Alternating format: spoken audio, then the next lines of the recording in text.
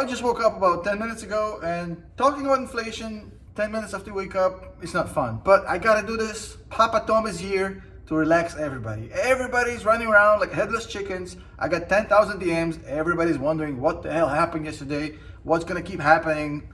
So I'm here. Papa Tom is here. Relax. We don't have time to make the full produced video with the cameras and the gear, but you're here for the information. So the quality of production, who cares? Now look, yesterday was a crazy day. I have some notes here.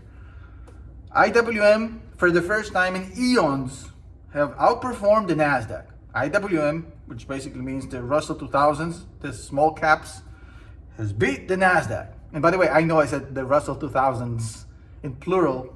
I just woke up. So IWM beats the NASDAQ for the first time in God knows how long. All big tech drops like a stone. And the big question on everybody's mind is why? Why is this happening? What this means for the rest of the year, and how to act as an investor, as a trader in this market. And I got you covered in this video A to Z. Do not worry about a thing. So far, we have the Mag 7 completely dominating over the past year, 18 months. And the reason that happened is because the Mag 7, the Nvidias of the world, the Microsoft of the world, the Metas of the world, well, they were some sort of a safe haven for a lot of investors, because when interest rates were above 5%, which is a very aggressive environment, you want to flee to the companies that you know are the least sensitive to interest rate hikes, which is the Meta, the Google, the Microsoft, the big companies that are not that sensitive. So a lot of money piled in into money market accounts, but also a lot of money piled in into the big tech as kind of a safe harbor away from the nasty interest rates. Now, at the same time, and this is something we talked about on the channel multiple times, the small caps, the Russell 2000, has literally done nothing. If you go back before yesterday, a year of no performance, nothing, flat. It was actually even red a little bit. Now, that happened for the same reason that the big tech ran up. Interest rates are too high. The small caps are extremely sensitive to interest rate hikes because they don't have as much cash reserves. They need to borrow money. So they're ultra sensitive to high interest rates. And at a 5% interest environment, they suffered, and they suffered hard.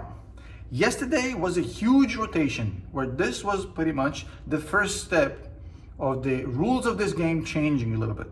Now, just before yesterday, we had the first indication, and a lot of people perhaps play this correctly. I don't know. I don't trade, so I don't play this game. But the day before the CPI came out yesterday, Jerome Powell was on TV literally giving you the hints.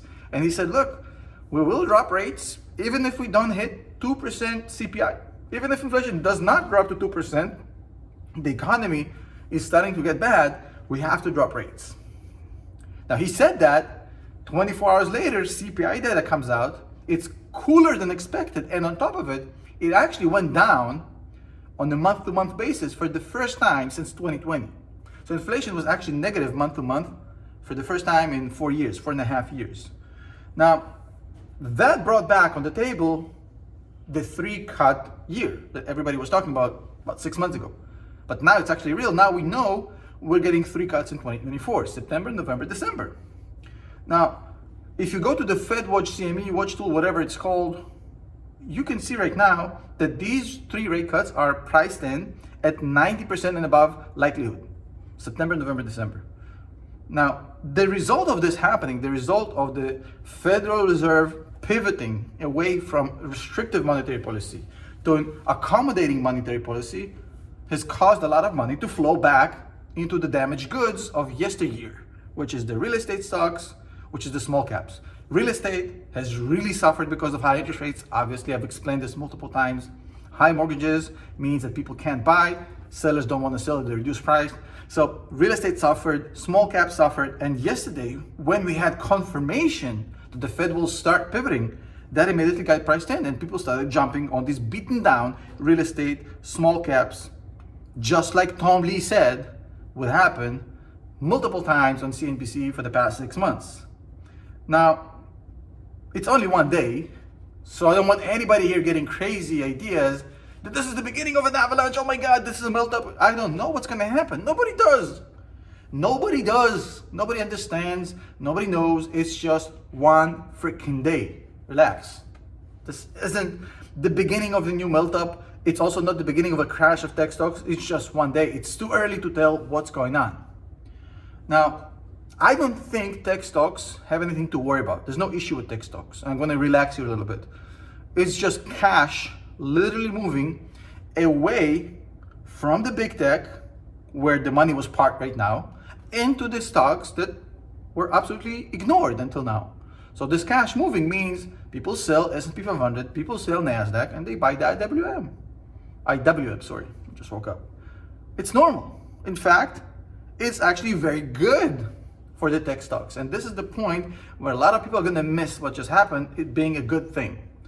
Now, the one thing that people need to understand is that a very narrow, high bull market, which we had up until now, in which 7 stocks lead the way and the rest are basically, it's either fast or fast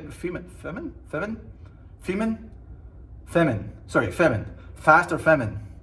I just woke up and it's not my first language. So basically, you either are extremely rich if you're in the Max 7, or you get nothing if you're outside the Max 7.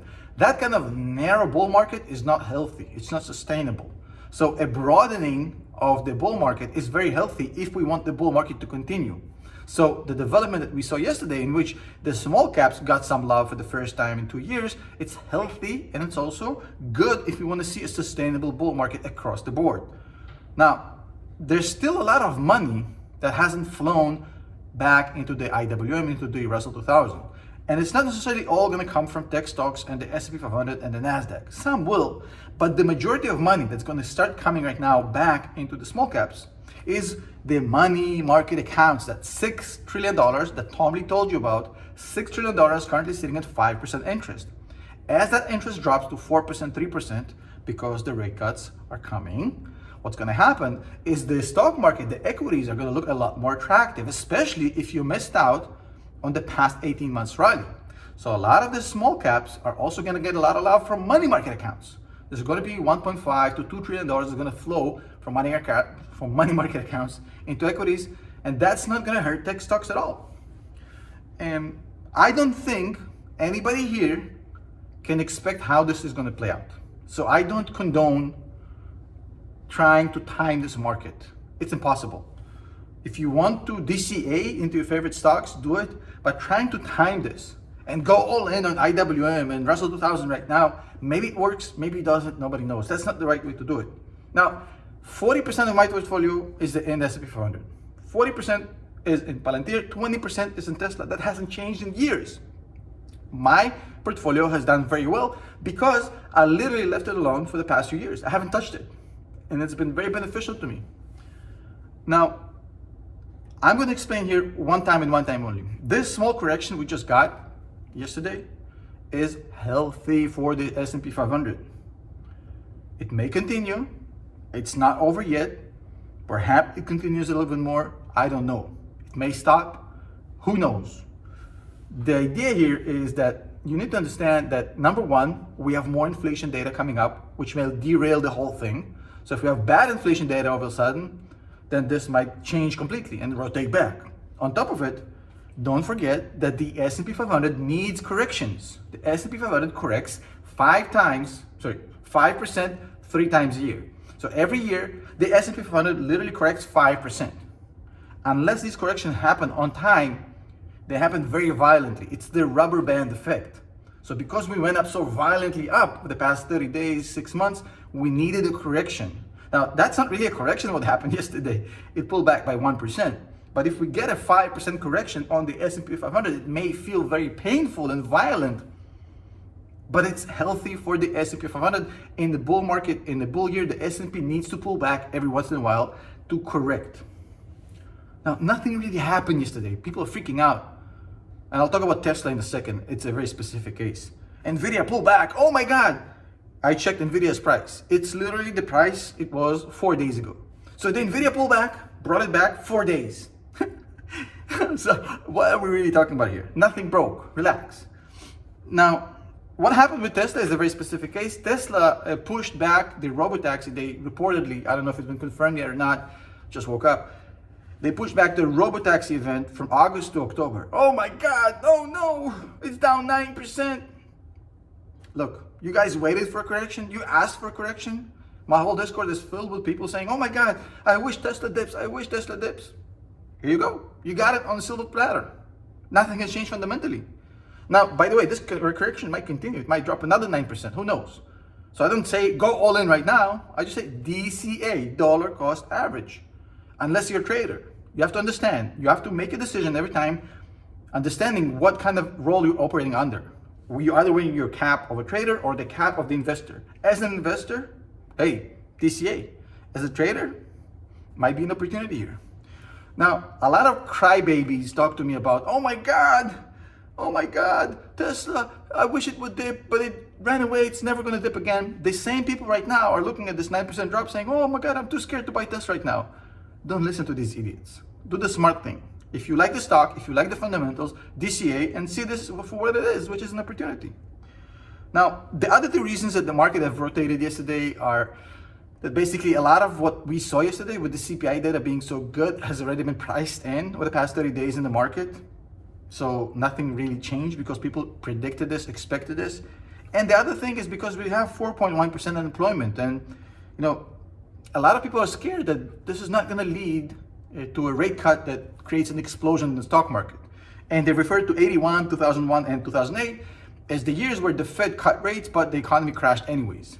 Now, these rate cuts in 81, 2001, and 2008 didn't create the crash. It was the dot-com bubble and the subprime real estate crisis, the mortgage-backed securities. The rate cuts were a means to try to prevent the crash. It didn't work. The rate cuts don't crash the economy. I can give you 6 different examples from the 80s until now that the rate cuts pushed the market up. So if the economy is normal, if unemployment rate is out of control, if we have good macroeconomic data, these 3 rate cuts will do good for the economy. If it's not too far gone yet, and it's not. And I do think that the Fed dropping rates in 2024 will do it on their terms, which means we should have a very positive reaction from the economy and from the stock market. And that's all I got to say about this. Relax. Get some coffee. The sky hasn't fallen. Papa Tom is here to save you. I'll see you in the next one.